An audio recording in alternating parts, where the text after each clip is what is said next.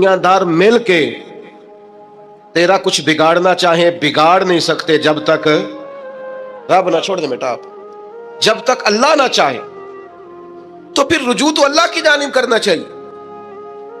نبی اکرم صلی اللہ تعالی علیہ وسلم نے اپنی امت کو توانائی اس بات سے دی کہ اللہ ہمارے ساتھ ہے.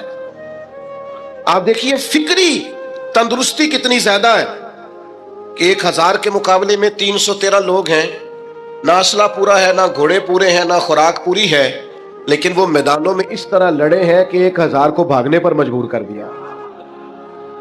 وہ ابو جہل نے جب کہا نا جاسوسوں سے کہ جاؤ پتہ کر کے آؤ، تو انہوں نے آ کے کہا وہ تو 313 لوگ ہیں، بچے بھی ہیں، بوڑھے بھی ہیں، چیز کوئی نہیں پاس. تو ابو جہل کہنے لگا پھر تو انہیں گھوڑوں کی پشتوں پر باندھ کے مکے لے جائیں گے، وہاں جا کے دیکھیں گے کیا کرنا ہے. تو جاسوس کہنے لگا سردار اگلی بات بھی سننا، ہے تو 313 لیکن جان ہتھیلی پہ رکھ کے آئے. جس کے خیمے کے پاس سے گزرے ہیں شہادت کی دعا مانگتے دیکھا ہے. ان کی آنکھوں سے چمکتی ہوئی روشنی اور ان کے لفظوں سے پھوٹتا ہوا ولولہ اور ان کی آوازوں سے نکلتا ہوا دبدبا کسی جگہ بھی انہیں کمزور نہیں ہونے دیتا. ان کے اندر کہیں بھی کوئی کمزوری نہیں آنے دیتا. غریبی کا نام لے کے سارا سارا دن پریشان ہونا، غریبی کا نام لے کے اپنے آپ کو مظلوم ثابت کر کے لوگوں کو مدد پر اکسانا بندہ مومن کا یہ طریقہ نہیں ہے. اپنی توجہ اللہ کی جانب کرے، نبی رحمت علیہ السلام کی بارگاہ میں استغاثہ پیش کرے، لیکن دنیا داروں کو مائل کرنا، لوگوں کی جیبوں کی طرف دیکھنا، یہ مومن کی شان گردن کو جھکا دیتا ہے. خیرات کا پتھر جہاں میں مانگنے والوں کے سر کبھی اونچے نہیں ہوتے، اور غیرت ہے بڑی چیز جہانے تگ و دو میں. بھائی آپ طاقتور بنے. دیکھیں نا ایک نوجوان نے آ کے حضور کی بارگاہ عالی مرتبت میں عرض کیا تھا یا رسول اللہ صلی اللہ علیہ وسلم غریب ہوں کچھ دیجئے. تو حضرت جابر بن عبداللہ رضی اللہ تعالیٰ عنہ فرماتے ہیں ہم نے حضور سے بڑا کچھ سنا، یہ لفظ نہیں لفظ لا، یعنی میرے پاس نہیں ہے، یہ ہم نے حضور سے سنا ہی نہیں. ایسا کوئی محبوب کہیں ہوگا نہ کہیں ہے، بیٹھا ہے چٹائی پہ مگر عرش نشیں ہے، اور ملتا نہیں کونین کو کیا کیا تیرے در سے، بس ایک لفظ نہیں ہے جو تیرے لب پہ نہیں ہے. اور یہ فاضل بریلوی رحمت اللہ علیہ کا انداز بھی دیکھیے، کہتے ہیں واہ کیا جود و کرم ہے شہ بتہا تیرا. اور یہ ذرا دیکھیے شعری ذوق دیکھیے، واہ کیا جود و کرم ہے شہ بتہا تیرا، نہیں سنتا ہی نہیں. نہیں کیا انداز ہے. اب یہ کیسی زبان ہے اور کیسا یہ محاورے کا استعمال ہے. جو شعری ذوق رکھتے ہیں وہ سمجھیں، کہتے ہیں نہیں سنتا ہی نہیں. کون؟ مانگنے والا تیرا. یا رسول اللہ آپ سے مانگنے والا نہیں سنتا، حضور عطا کرتے. اور ایک جگہ پہ فرماتے ہیں میرے کریم سے گر قطرہ کسی نے مانگا، دریا بہا دیے ہیں دربے بہا دیے ہیں. حضور تو دیتے، پر نوجوان نے جب آ کے عرض کی نا یا رسول اللہ صلی اللہ علیہ وسلم کچھ دیجئے، وہ جوان ہو، چڑھتی جوانی ہو، اور پھر وہ سوال کرے.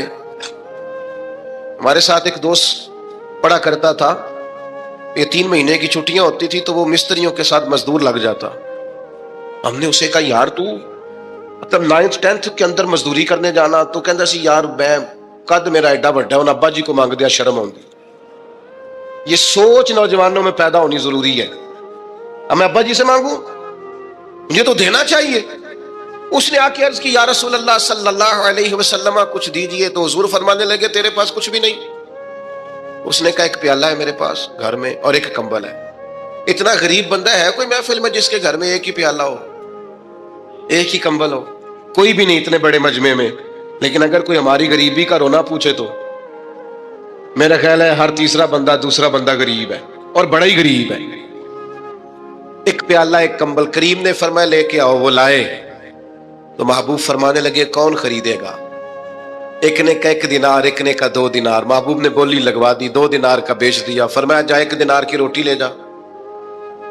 یہ نوجوانوں کو فکر دی کہ وہ انویسٹمنٹ میں تم نے ذات سے اپنے گھر سے لینی ہے. وہ 10-15 ہزار کا ٹھیلا بھی کسی سے نہیں کہنا تو لگا کے دے.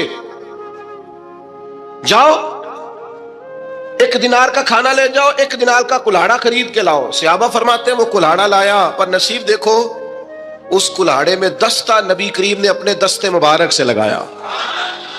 فرمایا جا جنگل میں جا کے لکڑیاں کاٹ اور بیچ، کھا بھی اور کھلا بھی، پی بھی اور پلا بھی، 10 دن مجھے نظر نہ آنا۔ وہ یارو یہ کیا بات ہوئی؟ مایوس رہنا، کمزور رہنا، فلانے نے میرے ساتھ تعاون نہیں کیا تو میں پیچھے رہ گیا، فلانے نے ہاتھ نہیں پکڑا، تو اپنی دنیا آپ پیدا کر، اگر زندوں میں خود جدوجہد کر، میدان میں اتر، ہمت کر۔ حضرت حسن بصری رحمت اللہ علیہ کے پاس ایک نوجوان نے آ کے عرض کی حضور بس آج کے بعد میں نے کام نہیں کرنا۔ فرمایا تمہیں کیا ہوا ہے؟ کہنے لگا آج میں نے عجیب منظر دیکھا ہے، میں نے دیکھا ہے کہ ایک شیر نے شکار کیا بکرے کا، آدھا کھایا ہے، آدھا منہ میں پکڑ کے پہاڑی پہ چڑھ گیا، وہاں ایک نابینا لومڑی بیٹھی تھی، باقی کا اس نے اسے کھلایا ہے۔ تو حضور میں یہ سمجھ گیا ہوں کہ جو رب اس نابینا لومڑی کے لیے بندوبست کرتا میرے لیے بھی کرے گا، لہذا میں نے کام نہیں کرنا۔ حضرت حسن بصری بڑا مسکرائے، فرمانے لگے کہانی میں کردار تو نے 2 دیکھے، ایک شیر ایک لومڑی۔ فرمانے لگے کیا بات ہے تیری، تو نے لومڑی بننے کا پروگرام بنایا، شیر بننے کا کیوں نہیں بنایا؟ تو شیر بننا، شکار کر، خود بھی کھا دوسروں کو بھی کھلا، یہ کیا بات ہوئی؟ امت کے جوان فائلیں لیے دفتروں کے چکر لگاتے اور اپنی بغل میں کاغذات لیے امبیسیوں کے پھیرے کاٹتے اور ایجنٹوں سے سوال کرتے کہ مجھے ملک سے باہر جانا ہے، کیا طریقہ ہے؟ یہاں رہ کے بھی محنت ہو سکتی ہے، اپنی مٹی پہ چلنے کا سلیقہ سیکھو، سنگ مرمر پہ چلو گے تو پھسل جاؤ گے۔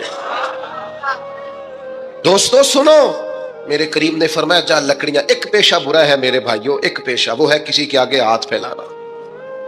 باقی دنیا میں کوئی پیشہ برا جو ٹھیلا لگاتا ہے اور مالٹے بیچتا ہے اور سیب بیچتا ہے، بڑا عزت والا آدمی، یہ شارٹ کٹ چھوڑ دو، دوسروں پہ بھروسہ کرنا چھوڑ دو۔ وہ شاعر ایک بیٹھا تھا نا، شاعر مجھ سے ناراض نہ ہو جائیں، تو کئی دفعہ وہ شعر و شاعری میں بھی ان کی حالت بڑی خستہ ہو جاتی ہے۔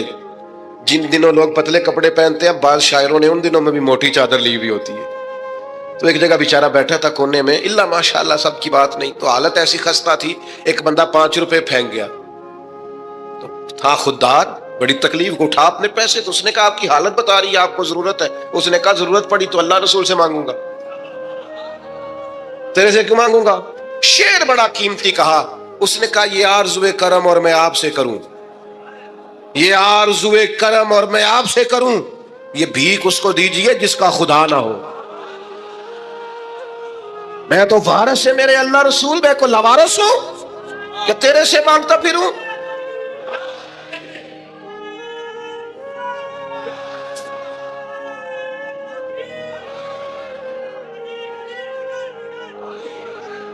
ماشاءاللہ ماشاءاللہ۔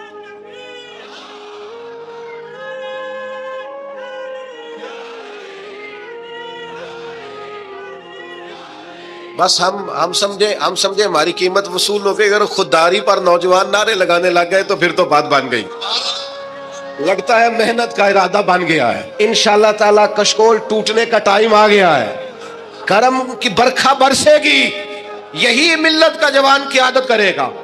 اور یاد رکھنا ہمیشہ قیادتیں غریبوں کے بچوں نے کی ہیں، جنہوں نے آدھی قیمت پہ کتابیں لے کے پڑھی ہیں، بڑی ڈگریاں انہوں نے حاصل کی ہیں۔ یہ کمزور نہ پڑھو، نبی پاک داعی اللہ ہے، حضور نے جگایا ہے، 15 دن نظر نہ آنا، مزدوری کر۔ وہ نوجوان 15 دنوں کے بعد آیا، اب تیرا حال کیا ہے؟ اس نے کہا حضور پہلے ایک پیالہ تھا نا، اب سارے گھر کے برتن بن گئے، پہلے ایک بستر تھا اب سارے گھر کے بستر۔ اور نوجوانوں ہم نے سہارا بننا ہے، ماں سے کہنا ہے اب تو نے آنسو نہیں بہانے، تیرا پتر بڑا ہو گیا ہے، بہن سے کہنا ہے اب تو کبھی پریشان نہیں ہوگی، تیرا بھائی بڑا ہو گیا ہے، بوڑھے باپ کے پاس بیٹھ کے کہنا ابا جی بس اب آنسو پوچھ دو، آج کے بعد پریشان نہیں ہونا، پتر جوان ہے۔ اپنی بیوی سے بچوں سے کہنا کہ کسی خواہشات پوری کرنے کے لیے تمہیں دیر تک انتظار نہیں کرنا پڑے گا، ہم میدان میں ہیں، بس اپنی مٹی پہ چلنے کا سلیقہ سیکھو، سنگ مرمر پہ چلو گے تو پھسل جاؤ گے۔ نبی پاک نے محنت کو سپورٹ کیا ہے، مشقت کو سپورٹ کیا۔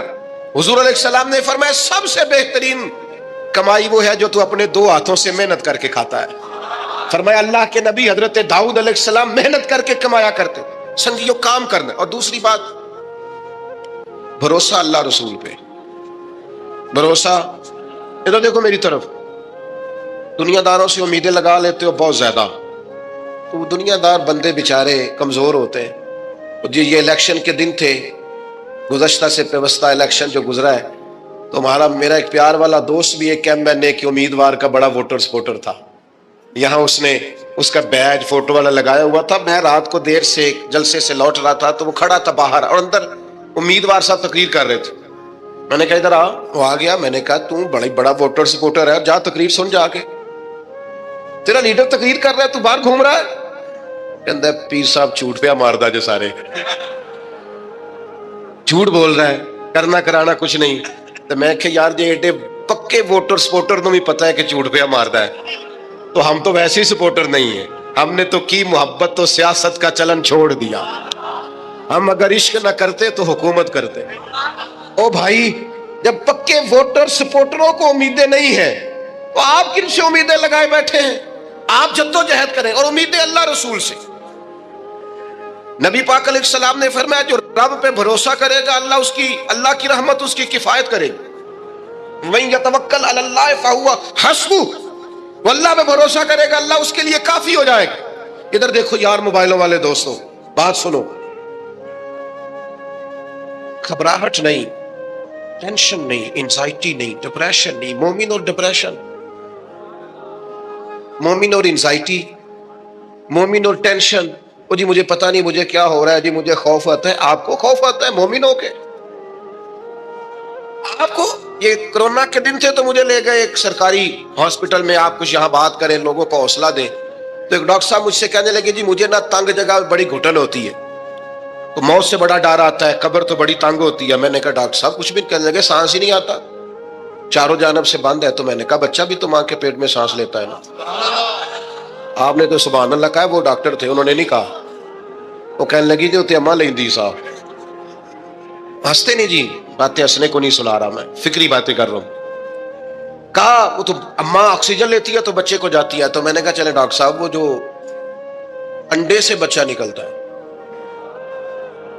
اس کے تو چاروں جانوں کوئی صورت نہیں ہوتی سانس کی. تو مجھے کہنے لگے آپ کہنا کیا چاہتے ہیں؟ میں نے کہا میں یہ کہنا چاہتا ہوں قبر کی دو حالتیں ہیں. قبر دوزخ کے گڑھوں میں سے گڑھا بھی ہے اور جنت کے باغوں میں سے باغ بھی ہے.